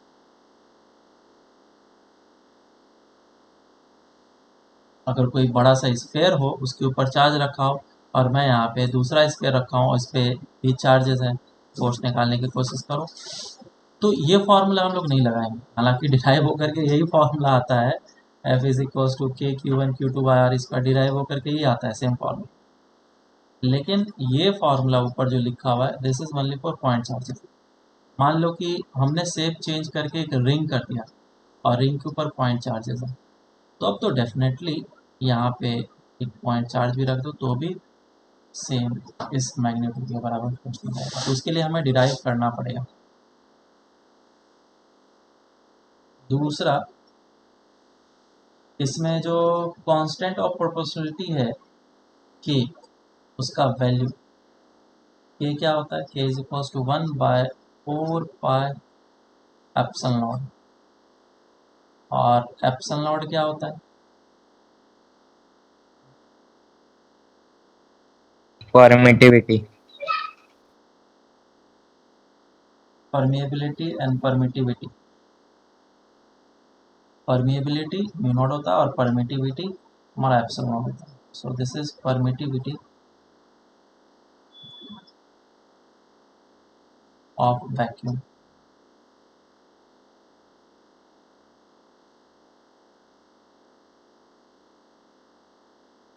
Epsilon naught. तो ये परमिटिविटी का मतलब क्या हुआ, परमिटिविटी जो है वो किसी भी मीडियम के एबिलिटी को बताता है कि वो इलेक्ट्रिक फील्ड को कितना सपोर्ट कर रहा है। ठीक है, और भी चीज़ें हम लोग इसको जब डायलेक्ट्रिक पढ़ेंगे तो उसमें समझेंगे। जैसे कि कोई भी लाइट अगर मीडियम में पास होती है तो क्या होता है, उसका स्पीड ऑफ लाइट कम हो जाता है। कितना कम होता है, कितने फैक्टर से कम होता है, वो इस बात पे डिपेंड करेगा कि मटेरियल कैसा है, सपोर्ट कर रहा है कि नहीं कर रहा है। अब इस परमिटिविटी में भी दो तीन चीज़ें, परमिटिविटी अभी मैंने फ्री स्पेस का बोला या फिर वैक्यूम का बोला है, और जैसे कि हम लोग स्पीड ऑफ लाइट बोलते हैं फ्री स्पेस का या वैक्यूम का, और जैसे मीडियम में जाता है वो चेंज हो जाता है। तो मीडियम का भी परमिटिविटी अलग अलग होता है, वो हम लोग अलग अलग बोलते हैं। लेट से कि हमारे पास वाटर है, लेट से हमारे पास कोई और मीडियम है, तो उसका परमिटिविटी जो होगा वो अलग होगा, जिसको हम लोग एप्सिलॉन एम से डिनोट करेंगे। This is our permittivity of the medium of the medium. इसकी वैल्यू कितनी होगी, और एक होता है एप्सिलॉन आर जिसको हम लोग रिलेटिव परमिटिविटी बोलते हैं।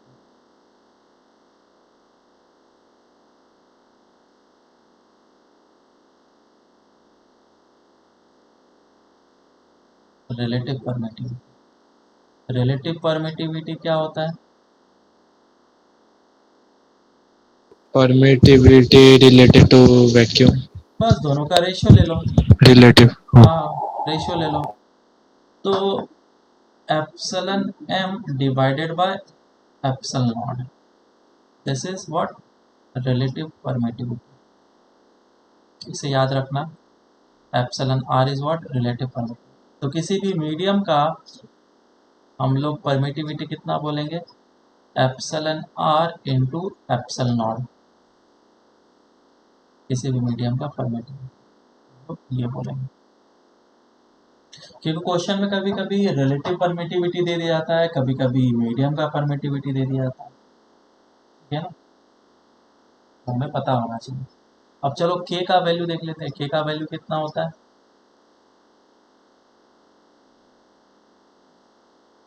बोलो। a is equals to 9 into 10 to the power 9. 9 into 10⁻⁹ unit पता ही होगा तुम्हें। Newton meter square. हाँ, ये सारी चीज़ें तुम्हें पता है। और एप्सल नॉट, इसका वैल्यू कितना होगा? 8.85 इंटू 10⁻⁻⁻12। और इसका यूनिट मैं नहीं निकाल रहा हूँ, तो तुम लोग आराम से निकाल सकते हो।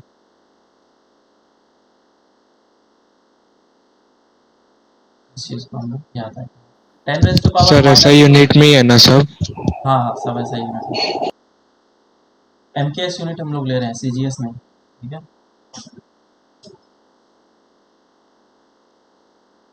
हम लोग हमेशा MKS यूनिट को फॉलो करते हैं।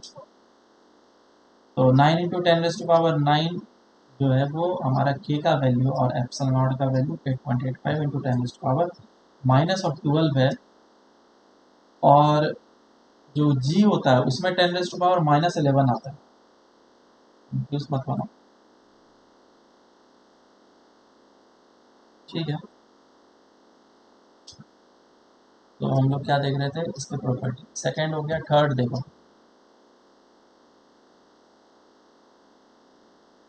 ऑफ कोर्स जो फोर्स होगा वो डिपेंड करेगा कि मीडियम कैसा है ना? क्योंकि फोर्स में ही k का वैल्यू आ रहा है और k में एप्सिलॉन आ रहा है, तो एप्सिलॉन मीडियम पे डिपेंड करता है। तो कूलम्स फोर्स या फिर इट डिपेंड्स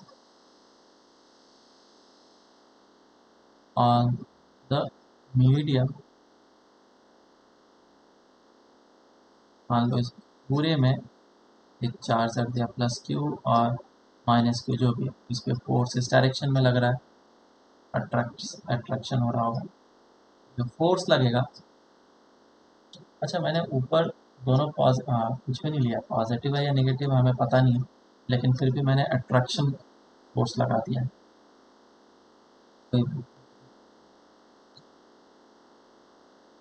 हाँ, तो यहाँ पे ये इस डायरेक्शन में फोर्स लगाएगा। Let's say this is attractive in nature. तो क्योंकि तुमने इसका मीडियम चेंज कर दिया है, तो अब जो फोर्स लगेगा वो उतना ही मैग्नीट्यूड में नहीं होगा, वो डिफरेंट होगा। तो एक बार निकाल के देखते हैं कि क्या चेंजेस आता है। मान लो कि उसका मीडियम एयर था, एयर का और वैक्यूम का ऑलमोस्ट हम लोग सेम लेते हैं। इस पे जो फोर्स लग रहा होगा that will be equals to k Q1 Q2 by R square. और अब मैंने क्या कर दिया? मीडियम चेंज कर दिया। फोर्स इस पे अब कितना लगेगा? F is equals to k, जो है वो चेंज हो गया, Q1 Q2 by R square. k का वैल्यू इधर कितना था? 1/4 pi epsilon naught Q1 Q2 by R square. और इधर कितना फोर्स लग रहा है? That is 1/4 pi epsilon medium Q1 Q2 by R square. दोनों का रेशियो ले लो, F dash upon F is equals to Q1 Q2 by R square, तो कैंसिल आउट हो जाएगा। F डैश का वैल्यू आ जाएगा 1/4 pi epsilon m divided by 1/4 pi epsilon not. बोलो, समझ में आया ये चीज़? 4 पाई कैंसिल आउट हो जाएगा, तो epsilon not upon epsilon m जाएगा। तो तुम इधर से याद रख सकते हो कि मीडियम में जो फोर्स लगेगा और जो एयर में होगा it will be like this. तो कौन सा फोर्स मैग्नीट्यूड में ज़्यादा होगा? मीडियम वाला, ये वाला। एप्सिलन आर जो होता है वो epsilon M upon epsilon naught होता है। तो ये क्या चीज़ लिखा है? 1/एप्सिलन आर लिखा हुआ है कि नहीं? इधर से एफ जो मीडियम में होगा that will be equals to F upon epsilon R.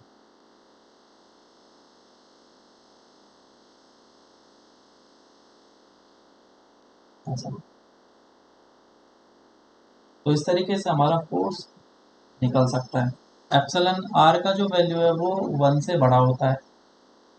तो इधर जो मीडियम में फोर्स लगेगा that will be less than the initial. सबको समझ में आया या नहीं आया? समझा सर। समझा सर। अब कुछ बॉडीज जो होते हैं वो शेप में होते हैं, कुछ शेप में नहीं होते हैं। जो स्पेरिकल इन शेप है, लेट्स से स्पेरिकल है, तो ये जो फोर्स लगता है सेंट्रल इन नेचर होता है।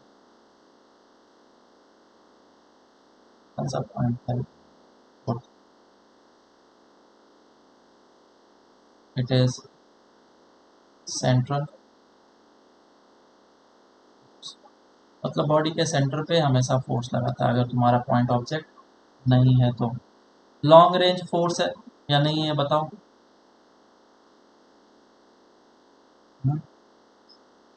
ये लॉन्ग रेंज फोर्स नहीं है। नहीं है सर।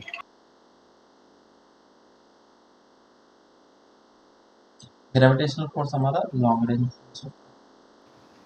तो वो सेंट्रल के बाद क्या लिखा है? सेंट्रल फोर्स सर मतलब बॉडी के सेंटर पे लगेगा या सेंटर ऑफ मास पे? बॉडी के सेंटर पे। Okay sir. चलो अब आगे चलते हैं और इस पे क्वेश्चन स्टार्ट करते हैं। तो अभी हमने जो फॉर्मूला देखा है फिजिकल्स टू के की टू बाय आर स्क्वायर, इसी पे बेस्ड कुछ कुछ क्वेश्चन हम लोग करेंगे। पहले बेसिक क्वेश्चन, लेट से इस जगह पे एक पॉजिटिव चार्ज है, इस जगह पे भी एक चार्ज है डेट इज -2q चार्ज है, और इस जगह पे मैंने एक चार्ज रखा है डेट इज ऑफ -q/2। ये जो डिस्टेंस है ये r डिस्टेंस पे, ये भी r डिस्टेंस पे। पूछा क्या? Find the force on P, find net force on B। बहुत ही सिंपल क्वेश्चन है, प्रैक्टिस के लिए दे रहा हूँ बस।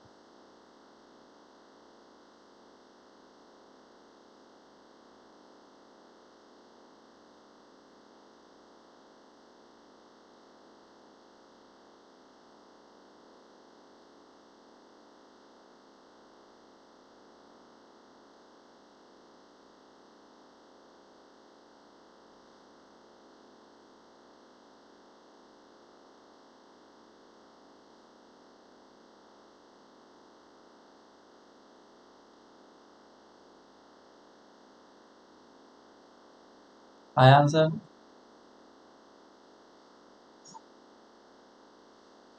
एक सेकंड सर।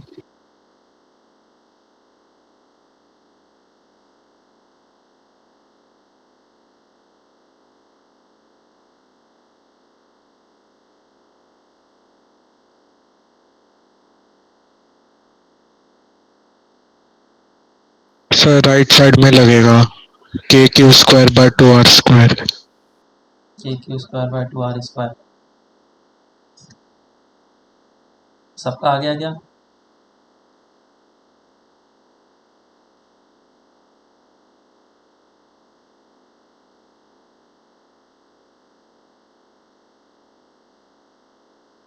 चलो देखते हैं। तो ये जो क्वेश्चन है इसमें हम लोग क्या करेंगे, ये इस जगह पे पॉजिटिव चार्ज है, इसको तो इस जगह पे रखो, और इस जगह पे -2q चार्ज है।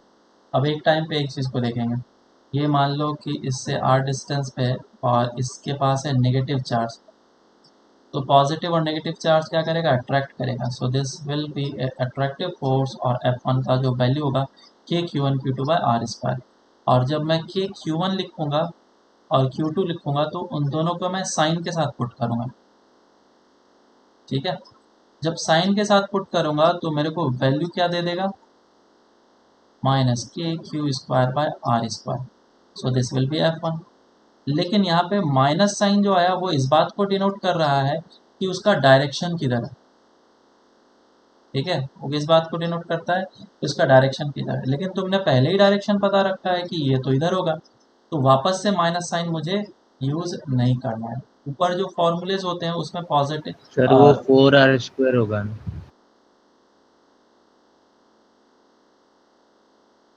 4r², क्यों? हाँ, नीचे 2 आएगा, 2 ही आएगा ना, सिर्फ 4 नहीं होगा। हाँ सर 2 सर। हाँ, तो यहाँ पे हम लोग नेगेटिव चार्ज पुट नहीं करेंगे। जब फोर्स का फॉर्मूला अप्लाई करेंगे तो उसको मैग्नीट्यूड में निकालेंगे और डायरेक्शन हम लोग खुद से इनपुट करेंगे।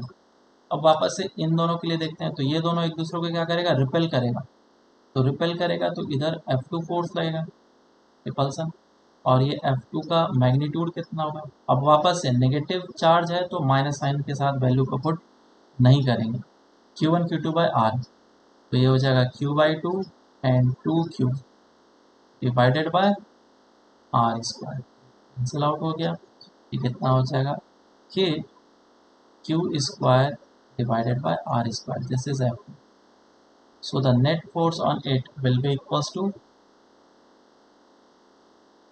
1/2 plus 1 3/2 K Q² by r minus of IK। अब मैं इसको वेक्टर फॉर्म में लिखता हूँ, जैसा भी आंसर पूछा।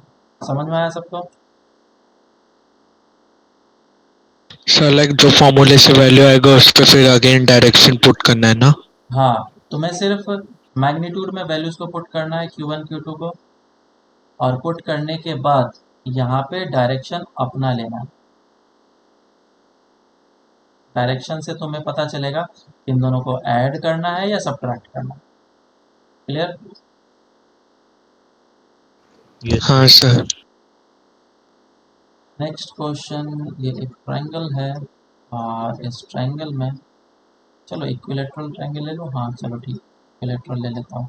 60 60 60 और साइड लेंथ a है। जो चार्जेस पुट किए गए हैं इस जगह पे +5q, इस जगह पे -5q चार्ज दिया गया, और इस जगह पे +q चार्ज दिया गया। तो बोला गया कि इस पॉजिटिव चार्ज पे फोर्स कितना रहेगा +q पे।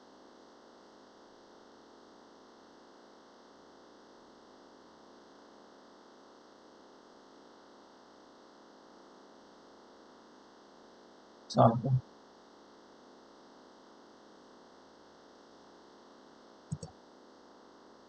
तो ये बहुत ही बेसिक क्वेश्चन है, अगर तुम इसको ध्यान से करोगे तुमसे बहुत ही जल्दी हो जाएगा।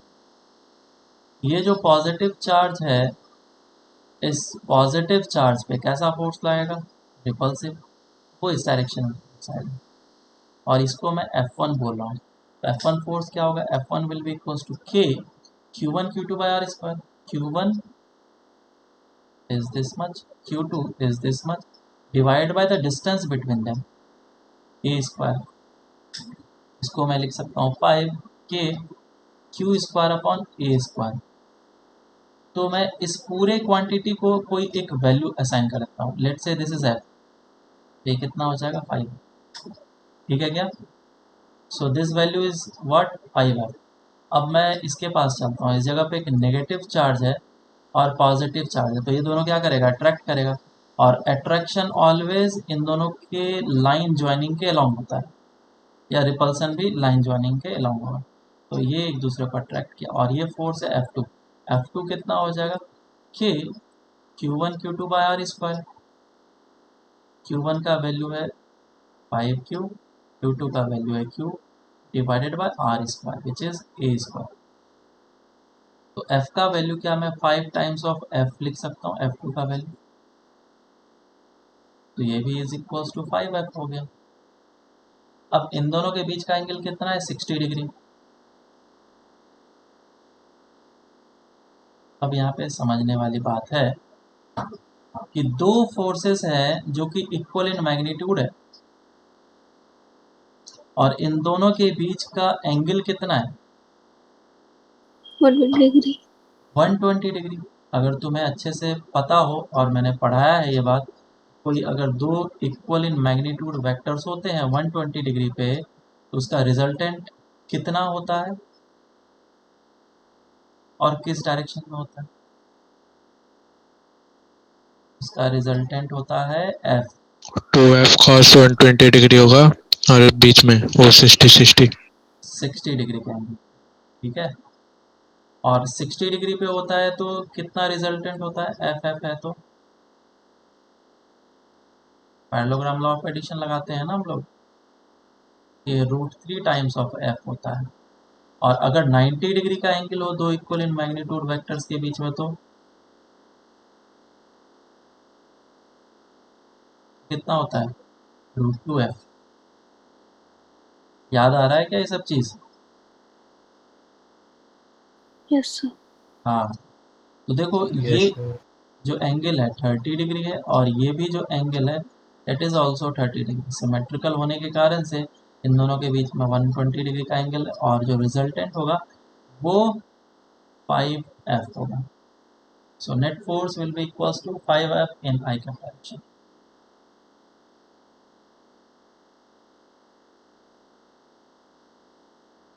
ठीक है क्या? हाँ सर यही था। 5 नहीं बताया? नहीं मतलब कि 5 क्यू² है वैसा। नेक्स्ट क्वेश्चन करते हैं। लेट से दो पार्टिकल हैं, एक पॉजिटिव चार्ज है और एक नेगेटिव चार्ज है, और इन दोनों के पास सेम वेलोसिटी है, मैग्नीट्यूड में सेम वेलोसिटी है, और वो दोनों कुछ इस तरीके से मूव कर रहे हैं। तो बोला गया, और इन दोनों के बीच का डिस्टेंस जो है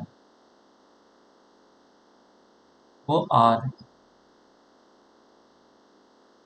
तो बोला गया कि कितना मैग्नीट्यूड में इन दोनों की वेलोसिटी होनी चाहिए ताकि ये एक सर्कुलर मोशन करना स्टार्ट करे। Find the value of p such that both starts moving in circular both starts doing circular motion। Solve करो इसको।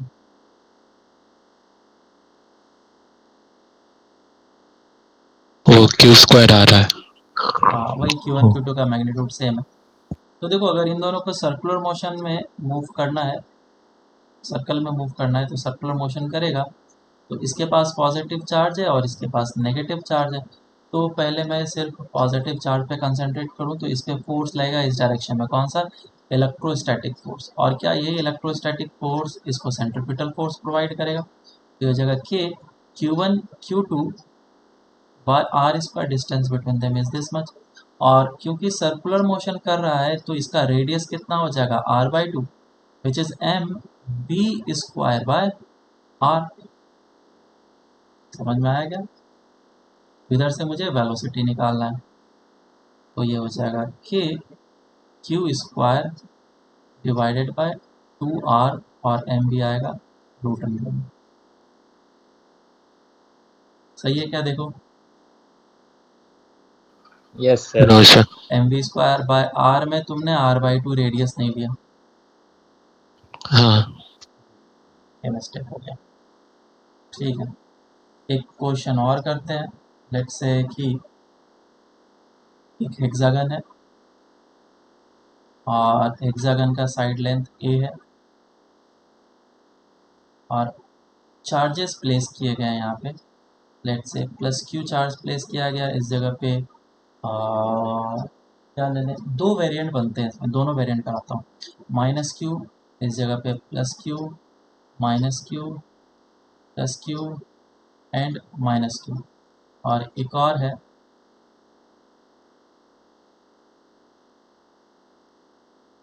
कि इस पे जो चार्जेस प्लेस किए गए हैं वो +q है और इधर 2q है, इस जगह पे प्लस q दे दिया, इस जगह पे, या फिर इसको इस तरीके से कर दो, plus q plus 2q plus 3q plus 4q plus 5q plus 6q, और सेंटर पे चार्ज रखा गया है -q, तो इस पे फोर्स निकालना है, और इस वाले में इस वाले पे फोर्स निकालना है। Find force on this one and find force on this one. Solve करके बताऊं।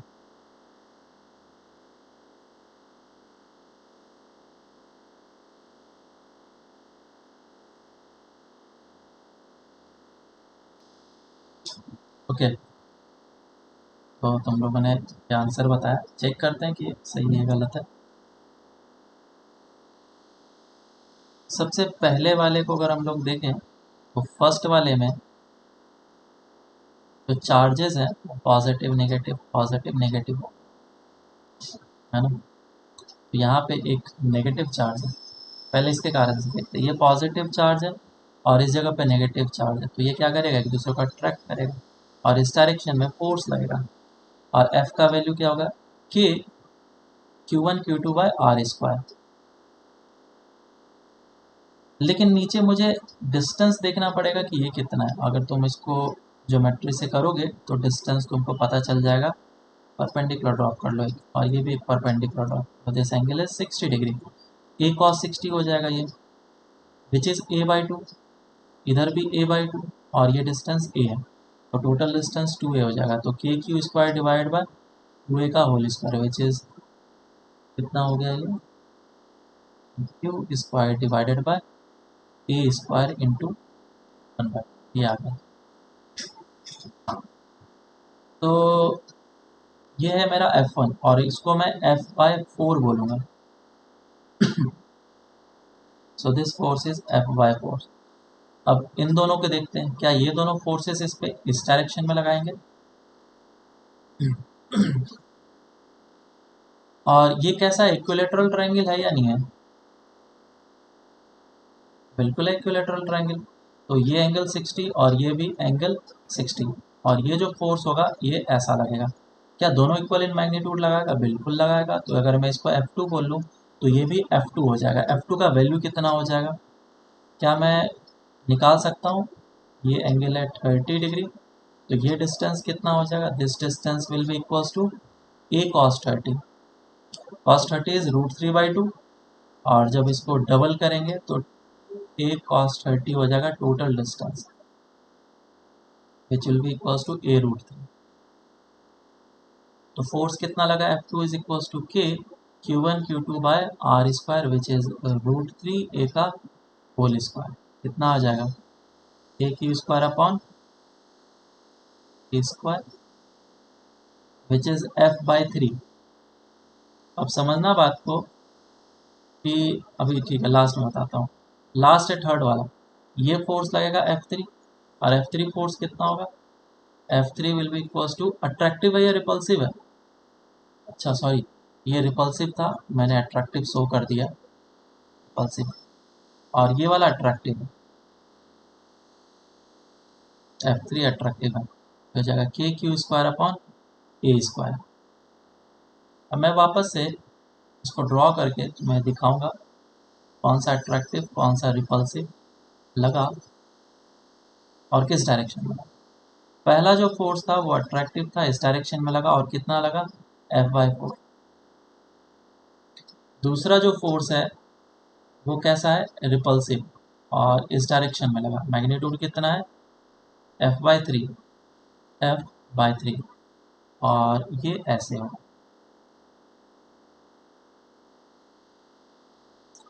F/3 and F/3। कितना एंगल है इन दोनों के बीच का, 60 डिग्री। और मैंने जस्ट अभी बताया कोई भी दो इक्वल इन मैग्नीट्यूड वेक्टर्स हो जिसके बीच का एंगल 60 डिग्री है तो रिजल्टेंट 30 डिग्री पे होता है, और इसका मैग्नीट्यूड √3 टाइम्स ऑफ F। तो √3 टाइम्स ऑफ F करेंगे, ये हो जाएगा F/3, ये ऐसा, which is equals to F/√3। अब लास्ट वाला, ये जो है वो कैसा अट्रैक्टिव फोर्स लगा रहा है ना, पॉजिटिव चार्ज है नेगेटिव चार्ज, हाँ अट्रैक्टिव फोर्स लगा रहा है इस डायरेक्शन में, और वो है कितना, F के बराबर। और इन दोनों के बीच का एंगल कितना, 120। और मैंने अभी जस्ट बताया अगर कोई भी दो फोर्सेस 120 डिग्री पर इक्वल इन मैग्नीट्यूड लग रहा, उसका रिजल्टेंट F ही हो जाता है। इधर लग गया F। ये सारे फोर्सेस मुझे दिख रहे हैं, इसी का मुझे रिजल्टेंट लेना है। इधर दो फोर्सेस लगे, एक F लगा, एक F/4 लगा, और एक ऊपर के डायरेक्शन में लगा, इट इज F/√3। तो नेट कितना हो जाएगा, ये 4 + 1 that is 5/4F minus of F/√3 minus of J cap के डायरेक्शन। बोलो समझ में आया या नहीं? हाँ सर। क्या मिस्टेक किया तुमने? वो F की जगह 4F ले लिया था, और वो जो F/3 है वहाँ पे खाली F लिया। अच्छा, कैलकुलेशन मतलब मिस्टेक कर दिया। हाँ अच्छा, और तुम्हारा क्या मिस्टेक हुआ था? तुमने भी एक आंसर दिया था, कौन था ये, PQ²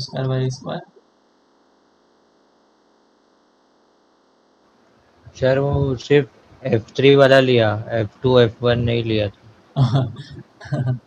ओके, चलो नेक्स्ट वाला करते हैं। सभी जगह पे पॉजिटिव चार्जेस है और सेंटर पे नेगेटिव चार्ज है। सभी जगह पे पॉजिटिव चार्ज है, सेंटर पे नेगेटिव चार्ज है। इधर +Q है, +2Q, +3Q, +4Q, +5Q and +6Q। तो अगर मैं एक लाइन से इन दोनों को अटैच कर दूं, इस जगह पे नेगेटिव चार्ज है, तो ये डिस्टेंस तो ए ही बनेगा और ये डिस्टेंस तो ए ही बनेगा। हर एक कोई चाहेगा अट्रैक्ट करने के लिए, तो ये इस डायरेक्शन में फोर्स लाएगा, और ये फोर्स कितना होगा, F को मैं डिफाइन कर लेता हूँ, F है KQ² / A²। तो ये F फोर्स लाएगा, ये कितना लगाएगा ऊपर की डायरेक्शन में, 4F। मेरी बात समझ में आई क्या? नीचे के डायरेक्शन में F लगा तो ऊपर के डायरेक्शन में कितना लगा, 4F। अब इसको देख लेते हैं, ये कितना लगाएगा, 2F, और ये इस डायरेक्शन में कितना लगाएगा, 5F, है ना। तो रिजल्टेंट पे ध्यान दो, रिजल्टेंट 4F माइनस F कितना हो जाएगा, 4 में से 1 गया, 3F, 3F हो गया।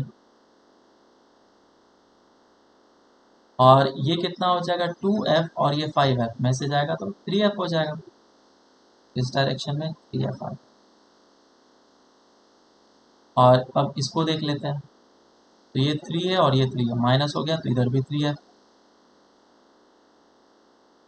अब तुम मुझे बताओ, क्या सभी के बीच का एंगल 60 डिग्री होना चाहिए? यहाँ पे तो देखा ही तुमने, है ना। बस, अब तुम्हें अगर अच्छे तरीके से दिख रहा है, ये 3 वेक्टर्स हैं, उसे जिस भी तरीके से तुम रिजल्टेंट निकालना चाहते हो निकाल सकते हो। ये 3F और ये 3F, ये दोनों है 120 डिग्री पर। वो किधर चला जाएगा, इधर, कितना, 3F। एक 3F पहले से है, तो कितना हो जाएगा, मैग्नीट्यूड अगर तुमसे पूछा जाएगा तो 6F आंसर होगा, answer magnitude will be equals to 6F। और अगर तुम्हें वेक्टर फॉर्म में पूछेगा तो ऑफकोर्स इसका कंपोनेंट ले लो, ये एंगल है 30 डिग्री, तो 6F cos 30 माइनस आई कैप में होगा, और 6F sin 30 चला। ठीक है क्या?